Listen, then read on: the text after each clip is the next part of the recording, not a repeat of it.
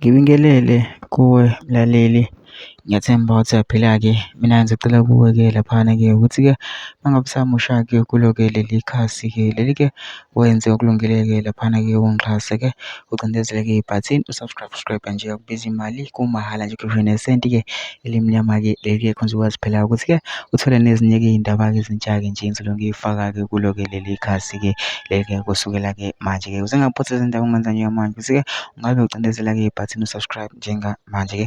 Udaba ngilethele lona-ke namhlanje-ke laphana-ke lithi-ke ubaba uJacob Zuma laphana-ke umongameli we-MK usekhiphe-ke i-statement-ke laphana-ke azisa-ke abalandeli-ke beqembu-ke noma-ke izakhamuzi ze-South Africa ukuthi-ke ngazokwenza-ke kusasa-ke laphana-ke ukuthi-ke uzokhuluma-ke laphana-ke wamema-ke nezintatheli-ke laphana-ke ngizokufundela-ke statement-ke ukuthi-ke besibhalwe kanjani emafundela-ke besibhalwe ukuthi-ke media alert. Date 10 October 2024. Umkhonto wesizwe Media Conference in Johannesburg on Friday.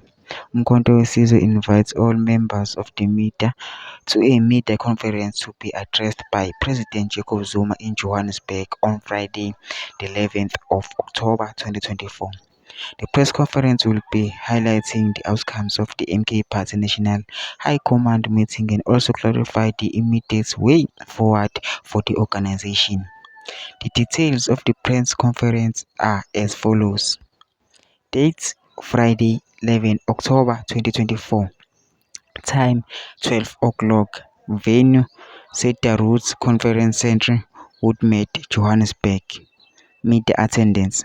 Journalists interested in attending must RSVP by the 10 October 2024 at 1800. Accreditation details and venue specifics will be provided upon confirmation of attendance.